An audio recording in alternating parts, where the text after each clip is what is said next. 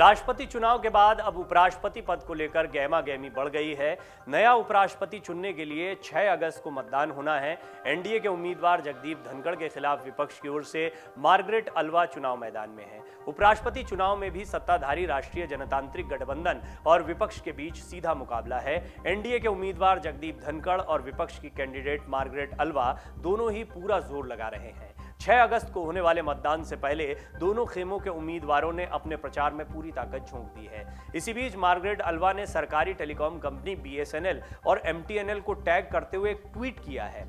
विपक्ष की उम्मीदवार मार्गरेट अल्वा ने अपने फोन पर इनकमिंग और आउटगोइंग कॉल की सेवा बंद हो जाने का आरोप लगाया है। मार्गरेट अल्वा ने अपने ट्वीट में कहा है कि बीजेपी के कुछ दोस्तों के साथ बातचीत के बाद मेरे मोबाइल फोन की सभी कॉल्स डाइवर्ट कर दी गई हैं और मैं कोई कॉल नहीं कर पा रही हूं और ना ही रिसीव कर पा रही हूं। उन्होंने अपने ट्वीट में आगे कहा कि यदि आप मेरा फोन रिस्टोर कर देते हैं तो वादा करती हूं कि बीजेपी, टीएमसी या बीजेडी के किसी भी सांसद को आज की रात से कॉल नहीं करूंगी।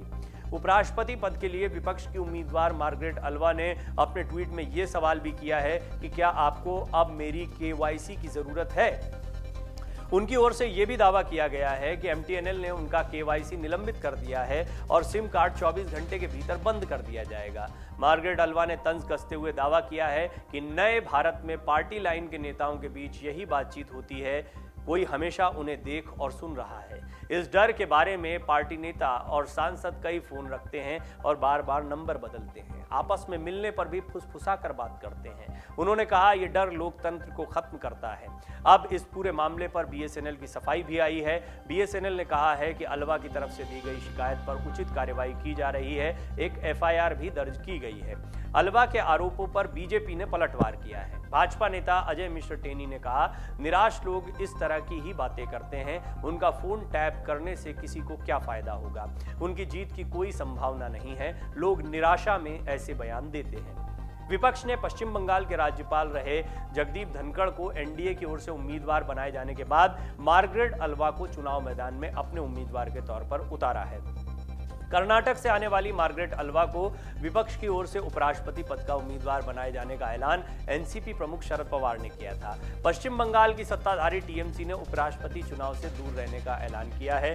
कैंडिडेट्स चुनाव में उचित हिस्सेदारी न मिलने का आरोप लगाते हुए पार्टी ने इससे खुद को दूर रखने का ऐलान किया।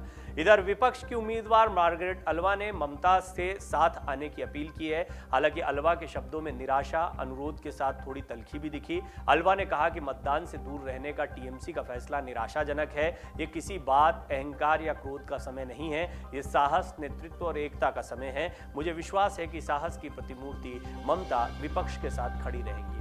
बहरहाल बड़ा ही दिलचस्प रहा राष्ट्रपति का चुनाव। निश्चित तौर पर द्रौपदी मुर्मू एक तरफा जीत हासिल करने में कामयाब रहीं, लेकिन यशवंत सिन्हा को उम्मीद थी कि वो कुछ कड़ी टक्कर दे पाएंगे। विपक्ष में जबरदस्त बिखराव देखने को मिला। विपक्ष के पास एक और बड़ा मौका है कि वो उपराष्ट्रपति चुनाव के दौरान अपनी एकता को दिखाने का प्रयास करें। मार्गरेट अल्वा विपक्ष की उम्मीदवार के तौर पर सामने है, लेकिन जगदीप धनखड़ यहां भी मजबूत दिखाई दे रहे हैं और खासतौर पर ऐसे वक्त पर टीएमसी का अलग हो जाना मार्गरेट अल्वा की चुनौतियों को और बढ़ा देता है। डाउनलोड करें अमर उजाला ऐप और पाएं खबरें लगातार। अगर आप ये वीडियो YouTube पर देख रहे हैं तो हमारे चैनल को सब्सक्राइब करें और बेल आइकन को दबाना ना भूलें। अगर आप Facebook पर ये वीडियो देख रहे हैं तो हमारे पेज को लाइक करें।